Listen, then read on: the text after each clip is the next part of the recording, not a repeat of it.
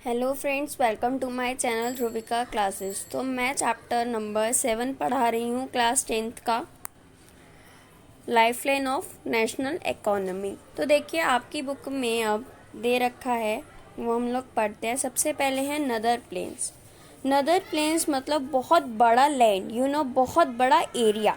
नदर प्लेन्स मतलब कि ऊपर की साइड, वहाँ की कंट्री में जो प्लान्स हैं वहाँ बहुत अच्छे तरीके से रेलवे बन सकते हैं। वहाँ पर जो लैंड्स हैं वो भी बहुत, वहाँ पर पॉपुलेशन ज़्यादा है, एग्रीकल्चर ज़्यादा है, तो वहाँ की जो कंडीशंस हैं बहुत सेवरेबल हो जाती है रेलवे बनाने के लिए। उसके बाद आपकी बुक्स में बताया गया है ऐसे एरियाज़ जहाँ पर बहुत सारे रिवर्स हो, वहाँ पर रेलवेज बनाना बहुत डिफ़िकल्ट हो जाता है, क्योंकि जहाँ पर रिवर्स हैं, अगर वहाँ पर रेलवेज बनानी है तो क्या करना पड़ता है, ब्रिज बनानी पड़ती है। इसके लिए बहुत सारी रुकावट आ जाती है। तो ऐसी जगह पर रेलवे ट्रैक्स बनाने के लिए जहाँ पर रिवर्स हैं तो देखिए, आपकी बुक में ना बताया गया है पेनिनसुलर रीजन में पेनिनसुलर रीजन क्या होता है? एक ऐसा रीजन जिसमें चारों तरफ से वाटर सराउंडेड हो, ठीक है।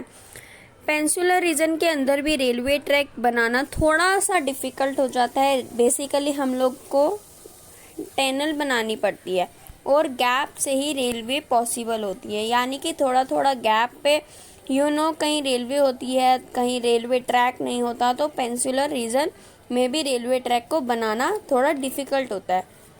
उसके अलावा हिमालय माउंटेन्स रेंज के अंदर जो हिमालय हैं इजीली नहीं बन सकते हैं, क्योंकि वहाँ पर बेसिकली लैंड ही थोड़ा सा अजीब होता है। उसके अलावा वहाँ पर इकोनॉमिक्स अपॉर्चुनिटी नहीं है, पॉपुलेशंस भी बहुत कम है, ठीक है।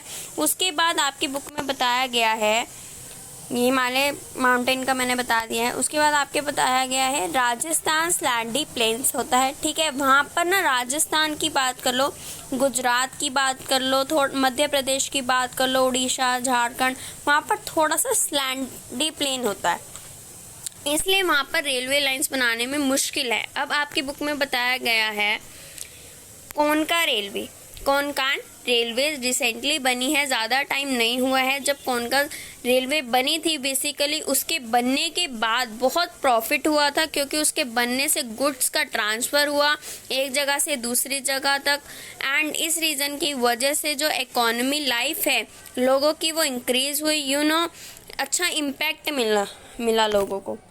बट कोनकान रेलवेज बनाने पर बहुत सारी प्रॉब्लम्स झेलनी पड़ी। जब कोनकान रेलवेज बन रही थी तो उसका रेलवे ट्रैक बीच में सिंक हो गया था। उसके अलावा कोनकान रेलवे बनने से वहाँ पर लैंडस्लाइड्स हो गई थी, ठीक है। ये कुछ प्रॉब्लम्स होती हैं कई रेलवे पर बनने पे हो सकती हैं। तो जो रेलवे है नेशनल इकोनॉमी के लिए बहुत इम्पोर्टेंट है, बट कुछ प्रॉब्लम्स हैं जो कि रेलवे ट्रांसपोर्टेशन एसोसिएट्स हैं वो हम लोग पढ़ते हैं। फर्स्ट प्रॉब्लम ये है कि बहुत सारे पैसेंजर जो हैं वो टिकट के बिना ट्रैवल करते हैं, एंड सेकंड प्रॉब्लम ये है कि बहुत सारे लोग जो हैं वो रेलवे को डैमेज पहुंचाते हैं और रेलवे से बहुत सारी चीज़ें चोरी करते हैं।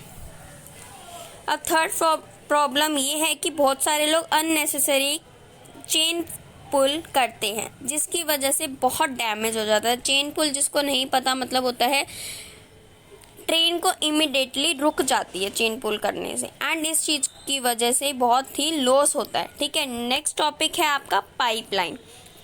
It is the most easily topic. बस इसके अंदर आप लोगों को 3 एग्जाम्पल याद करने हैं, जिसको याद करने में बच्चों को बहुत दिक्कत होती है। तो let's start with the pipeline. जो पाइपलाइन होती है बेसिकली ट्रांसपोर्टेशन में एक नया अराइवर है, मतलब अभी इंट्रोड्यूस हुई है। मतलब पहली पाइपलाइन पानी के वाटर ट्रांसपोर्टेशन में यूज़ आती थी, लेकिन आजकल पाइपलाइन की हेल्प से नेचुरल गैस, पेट्रोलियम प्रोडक्ट्स, ये सब भी एक जगह से दूसरी जगह तक ट्रांसपोर्ट हो रहे हैं। पाइपलाइन की हेल्प से basically fertiliser factor thermal power plants, etcetera, इन सब की बहुत एडवांटेज मिल रहा है। पाइपलाइन की हेल्प से सॉलिड भी एक जगह से दूसरी जगह ट्रांसफ़र हो सकता है, बट उनको स्लरी में कन्वर्ट करना पड़ता है, मतलब टाइप ऑफ लिक्विड के अंदर कन्वर्ट करना पड़ता है। उसके अलावा आपकी बुक में ये बताया गया है बहुत सारी रिफाइनरीज पाइपलाइंस को बनाने के लिए बहुत कॉस्ट लगता है, क्योंकि उसका यूज़ इतना अच्छा है, इसलिए हम लोगों को पाइपलाइन का यूज़ करते हैं। अब फर्स्ट है आपके from in Assam to Kanpur. ठीक है, कानपुर सबसे पहले ऑयल फील्ड पास कहाँ से करती है, देखो ब्राउनी से गुवाहाटी एंड इलाहाबाद। ठीक है, मतलब ये जो ऑयल फील्ड है इसके बीच क्या आता है, ब्राउनी, गुवाहाटी एंड इलाहाबाद।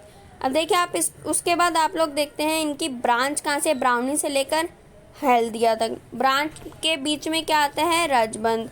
मैं आप लोगों को यही सजेस्ट करूँगी कि आप यहीं तक लर्न करें। अब देखिए आप इसमें बता भी सकते हैं कि from oil field in upper Assam to Kanpur Uttar Pradesh via Guwahati, Barauni and Allahabad. It has a branch from Barauni to Haldia. मैंने आपको ये बताया व्या राजबंद।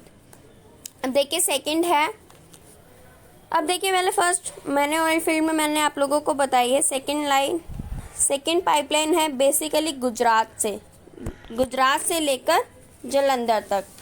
अब गुजरात के अंदर रीजन है उसको हम बोलते हैं सलाया से लेकर जालंधर जो कि पंजाब में है, वहाँ तक है हमारी सेकंड पाइपलाइन का नेटवर्क। अब इसके बीच में क्या आता है, दिल्ली, मथुरा एंड सोनीपत। आप दिल्ली और मथुरा भी लिखेंगे तो आप कोई दिक्कत नहीं है, आपको मार्क्स मिलेंगे। अब इसकी ब्रांच देखो कोयाली को चक्सू से। ठीक है, ये मैप आपकी बुक में नहीं है, सिर्फ आपको समझाने के लिए और दिखा रही हूँ, मैं यूज़ कर रही हूँ सिर्फ। थर्ड आप लोग पाइपलाइन देखिए, ये स्टार्ट होती है हजीरिन गुजरात, यहाँ कनेक्ट करती है जगदीशपुर इन उत्तर प्रदेश। इनके बीच में क्या आता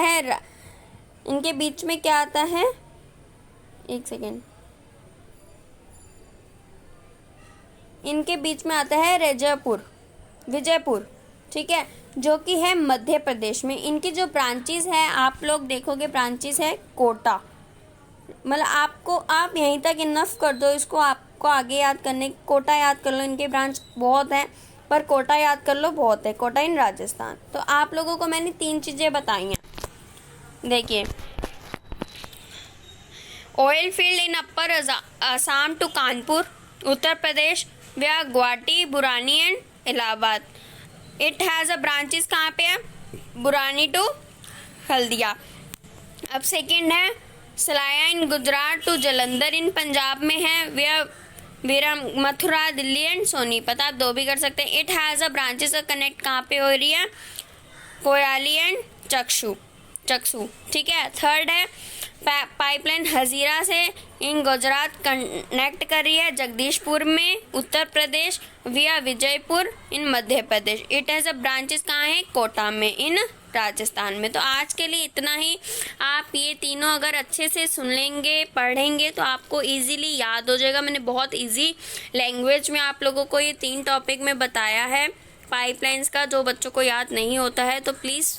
और हाँ, वीडियो को लाइक एंड शेयर ज़रूर करें। एंड जिसने अभी तक चैनल को सब्सक्राइब नहीं किया है तो प्लीज़ पहले जाकर चैनल को सब्सक्राइब करें एंड बेल आइकन ज़रूर प्रेस करें, जिससे मेरी वीडियो की नोटिफिकेशंस आपके पास आ जाएं।